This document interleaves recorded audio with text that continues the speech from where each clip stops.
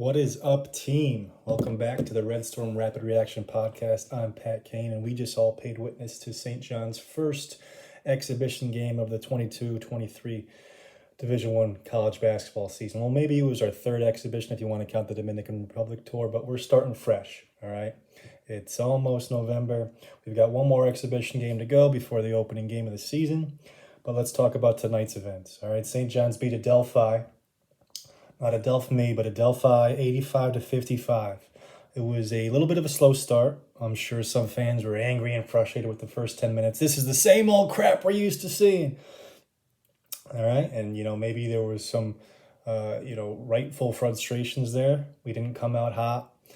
We didn't really come out looking all that excited. But basketball is a strange thing. When shots are going in, everything seems to be going all right. And after a while, shots started to drop. We expanded our lead and we cruised to a 30-point victory against a Division II opponent, which is to be expected. I think it was 17-17 or somewhere about that score, close to being tied up with a little over 5 minutes left in the first half. We went on a little bit of a spurt, opened it up, and by halftime, it was 39-24. Some things overall you want to look for in an exhibition. Did they improve in areas that you'd think would be stressed in the offseason? 3-point defense, finishing shots around the rim, closing out. That goes hand in hand with the perimeter defense, but, we get beat in a multitude of ways in that regard. Because of our pressure defense, because of our half-court defense not closing out well. One thing I will say in the first half, I thought we did a really poor job of closing out. When we're guarding our guy in half court, we were doing a pretty good job keeping it in front of us. But when rotations took place and we had to help and then recover, our closeouts were poor. There was a handful of occasions in the first half where our guys closed out with a hand down. They didn't even put their hand up to get in the guy's face. And, you hear coaches stress it all the time, put a hand up. It affects the shooters. And you really want to believe that it does. And you want to think that if you're going to be late on a closeout, at least put your hand up as that last line of defense, something to deter the shooter from giving him a wide open, free pass at a look. In the second half, we did much better. We kind of wore them down. We did give up 9 threes overall in the game, but I think Adelphi took 31 of them, so less than 30%. But, teams can get hot. This is a Division II team. We're going to see plenty of shooters throughout the year. It's something that we got to be worried about. And in the first 10 minutes or so, while that game was still close, we were seeing a lot more of Soriano guarding in the perimeter again. All right, even sometimes out past the half-court line in some pressure situations. I didn't like to see that. Obviously, I'm willing to give anything a shot this early in the season. Wouldn't it be my bet? Wouldn't it be my choice? I don't think that would be successful, seen on the perimeter. And as the game went on, we actually saw some adjustments. Instead of having full court man-to-man press consistently, we saw some full court zone, some 2-2-1, some other looks. They kept our big man in the back. And Soriano, I believe, didn't actually score in the game until we switched that defense. And, both sides of the court, they're interconnected. If he's scrambling on defense, it's hard sometimes to get back and set up and feel comfortable on offense. Whereas if you're back set on defense, you have a good defensive possession, you got a lot of confidence moving forward to the other end of the court. And of course, I'm playing the results a little bit there too. But once we did switch defenses, a little over halfway through the first half, Soriano on a run where I think he had 10 points. 4 dunks or so. He had a nice, 15-foot jump shot as well. He looked really big, really agile, but still, he's not going to be a guy you want guarding guys on the perimeter. And I don't care about what the system, dictates or what it entails or what it requires. If you want him to be a huge piece in your program and, with the skills he's got and the skies he's had, I think we do, you gotta tinker with it a little bit. You got to adjust a little bit. And we saw that as the game went on. I hope we can continue to see it more as the season goes on. Because he's a big piece. He's a good player. Speaking of big pieces and good players, Stanley started the game much as Soriano had a stretch in the later part of the first half. He had a stretch early in the first half where he had 4 baskets off 3 dunks. Then he had another stretch in the second half where he had 2 quick baskets as well. The 2 of those guys both went 6 or 7 from the field for 12 points. So our 4 and our 5 for the starting group, and 2 guys who, will be a big piece of what we do, had a really good game inside. And then Mo Kita, the freshman 7-footer, had a stretch in the second half again against a Division II team where he blocked 3 or 4 shots and altered another couple one, and then you could see the fear in those players' eyes as they were in the paint. So he did exactly what you hope a big guy like him can do, make an impact on defense and then pick his spots on offense. He does move pretty well for a guy his size. He's not by any means a stud, vertical athlete or a guy that wows you with his mobility, but he's not clumsy. He's not tripping over himself. He can move well enough. Looks like he moves better side to side than he does vertically, which is, a good thing to see for a guy who's so big and for a defense, again, where we ask people to switch often. I wouldn't like to see him on the perimeter any more than I want to see Soriano on the perimeter, but we'll see how that goes. Anyway, I thought that was a good opening night for Kita and shows you what a guy with his size can add. Even in a minute situation, a guy like that can change a game. Can help you out in a pinch if some guy's hurt, or if there's just a player on another team who is killing you inside. So I wouldn't redshirt him. I'm glad that's not it doesn't look like that's going to be the case. And I look forward to seeing what he can do the rest of the year. Another really good thing from the team overall, we had 23 assists. We're used to seeing good passing from this team, people willing to share the basketball. Posh led the way, 10 assists, 1 turnover. He's such a unique player, and Posh, we could talk about him all the time. He only had 3 points tonight. Doesn't matter. When we were going well out there, it was because he was leading the way. He was finding guys. He was making things happen. I don't think it requires him to be the point guard to have the assist numbers that he gets. We saw him these last 2 years playing alongside Dunn and Wusu last year, who was getting a lot of minutes at the 1. This year we're going to see him alongside Curbelo and, a bunch of other guards who can handle the basketball. Tonight he started as the 1, but his assists come in the flow of the game. It's not him up at the top of the key setting up a play and then being the guy who holds the ball possession and just happens to be the guy who makes the pass because he has the ball all the time. He makes passes just in the flow of the offense or on a break or a quick little run out. And assists just seem to tack on throughout the game. So I don't think, he won't be. I don't think if he's playing alongside Curbelo that his assist numbers won't be there. I think he's going to get his assists regardless of where he plays on the court. It's just a testament to how good he is as a player overall. He can impact the game so many ways. Tonight it wasn't scoring. It was passing, defense, leadership. And we're going to see him do it in a bunch of different ways throughout the year. All that matters is he's going to figure out a way. We had 44 points in the paint. Like I said, Stanley and Soriano both big time inside. Mathis was 4 for 5 from the field with 2 threes and then 2 dunks.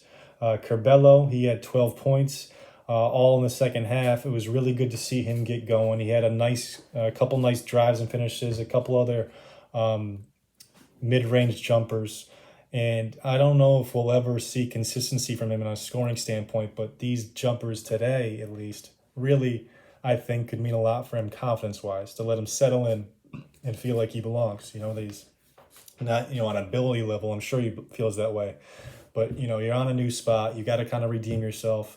You might have had a slow little start in the Dominican Republic. You might hear fans questioning, is the fit going to be possible with you and Posh? And to find yourself making 4 or 5 baskets in a row in a stretch of basketball where the team played really well probably felt really good for him. So I was happy to see it, and I'm excited to see. I think he's 100% worth the risk taking a talented player like that. There was a spot in the second half. We had just gone on a nice stretch of run. We had a few easy baskets. We were turning up the pace. We had a chance to maybe take a quick 3. Instead of doing that, Curbelo took it upon himself to settle the team down, run a set play midway through the possession. All right, this wasn't off a timeout. This wasn't off a set, out of bounds thing. This was midway through possession. He brought it up to the top of the key, got the team settled, drew up a play, and we got an open look for a 3 from Storr, who buried it. And that's the type of half-court execution it's going to take to win games in the Big East. And Curbelo, as flashy as he is, as wild as he can be, in his core, he's a natural point guard. He's a facilitator. He's a team setter. Okay, so in Posh, contrary to what I just said about, how good he is a passer, I think most naturally he's just a basketball player. I wouldn't say he's a natural point guard. I think he's a great point guard after putting him at point. I think he's a great 2 guard if you're putting him off the ball. He's just a player. Curbelo is more of a natural feel. And I think there'll be times when it's one or the other, and I think there's going to be times where they blend great together. And I look forward to see them continuing to gain familiarity with each other. You can tell they like playing with each other. Curbelo, you can see, has a real enjoyment for the game of basketball on the sidelines, on the bench, and on the court. Obviously, it's easy when things are going great. We'll have to see what happens when we have some, a few roadblocks throughout the year, which will happen regardless of who's on the team and what your makeup is. But it was good to see him going, and good to see some easy baskets go his way. Going back to that point, 44 points in the paint. We know we're going to have to change up the way we attack offensively this year with the loss of Champagny, the loss of Wheeler, two guys who could fill it up from three. Scoring in the paint will be one of those ways. Hopefully getting to the free throw line will be one of those ways, which we did not do tonight. There was only, I think, 7 free throws shot all game combined between both two teams. So the refs, they weren't out there trying to waste their time, which was good to see. We're going to have to get buckets in the paint. We're going to have to score at the free throw line. We're going to have to really get easy baskets in transition. And then hopefully we improve in our half-court execution. All things considered, that will help us make up for the loss in maybe three-point production. We might find ourselves shooting better percentage-wise from three, but it's going to be hard for us to make as many as we did last year with those two guys gone. All that matters is that teams respect you from three, and you can hit enough to keep them honest. Something I didn't love, and it's just preference, and we know Coach Anderson loves to play guys, and he's feeling guys out at this point in the season, so it's really not something to really hammer home as an issue. I don't like changing up the lineup so often. Who said it? I'll give him credit. I think Kevin Connolly. I think you guys probably know he's a St. John's guy on Twitter, and he pointed out the fact that 4 games so far, 3 in Dominican, and this one right here, we've had 4 different starting lineups, and I thought the same thing when I saw the lineup today. And then we had a different lineup in the second half, and many of those Dominican Republic games we had different lineups to start the second half. And coaches have different approaches. I like to get guys comfortable out there. I think it's beneficial to kind of have set roles.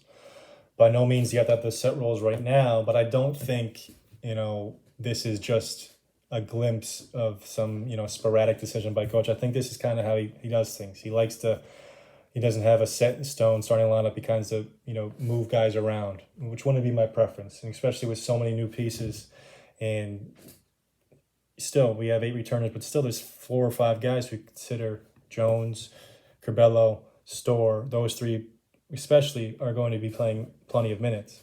So you got 3 new pieces to mix in there, and they've all kind of had a different start one day, not start the next day so far. All 3 of them, I think, within the first 4 exhibitions. So I'd like to see a little more stability as we get going. If we can see the same starting group on Saturday, I think that's a good sign. Now, Pinzone did start today. Kind of surprising to me. I thought it would have been Storr or Mathis before he went with Pinzone. I didn't hate seeing it. I liked him getting a chance. He hit the first pass of the game, and then he continued from that point to, I think, miss maybe 6 or 7 in a row.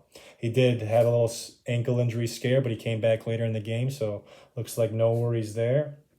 But that's really what I'm looking forward to seeing most early on in this exhibition stint, and then early part of the out-of-conference schedule, the battle for those minutes at the 2 and 3 between Pinzone, Wusu, Mathis, Storr, the 4 of those guys. Coach seems to like all 4 of them. There's not enough minutes to keep them all happy every single game. It's going to be interesting to see how it shakes out. Mathis hit 2 threes tonight. If he's hitting 2 threes, he's a great player out there. There's going to be a handful of games where he's really effective on the offensive end, and because of that, he has a really good game because he's consistently good on the defensive end. He's a good athlete. He hustles. If his shots are falling, he's taking smart shots. He'll make a big impact. Storr, I love this kid's game. I think he's a natural scorer. We don't have many natural scorers, so I want him to be a part of the rotation. You could see him get comfortable as the game went on. He does take a little time to get his shot off. He needs a little bit of space, but I like his shot. I trust his shot. Him going to the basket looks effortless when he doesn't have to play with it dribbling-wise too much. If he can get a head steam and just kind of stride to the basket, he looks like he's got good mobility, good functionality, good coordination, and we know he can finish over or around guys. And then Wusu does a little bit of everything. People get him all the time for the turnovers. I thought he was sloppy for a good portion of the game tonight. Didn't have the best game overall. on the offensive end, but defensively, he's versatile. He can rebound, he can pass. I think he can hit open 3-point shots, and that leaves Pinzone. So Pinzone and those three, it's going to be a battle. Because Jones, we need him, and he's going to slide between the 3 and the 4. Curbelo, we're going to need him. He's going to slide between the 1 and the 2. And then it's those guys right there at that 2 and the 3, sometimes at the 4 if we're playing exceptionally small. It's going to be a fight. And hopefully that fight rises everybody instead of shrinking all of them. Yeah, guys, that's about it. Not too much to take from a game like this. I'm sure something else will pop up. I'm going to probably rewatch it tomorrow during work, get me through the day. Maybe I'll post some highlights. But I want to hear from you guys. So, let me know what you think. Reach out on Twitter or follow on Spotify, Apple Podcast, YouTube. I would appreciate if you guys subscribe to the YouTube channel. It'd be great. If I get 50 subscribers, I can go live. We'll do some pre and post game stuff right on YouTube. So I need your help there. But thank you for tuning in for the Red Storm Rapid Reaction Podcast. This has been Bootsy Thornton. I'm Pat Kane. Peace.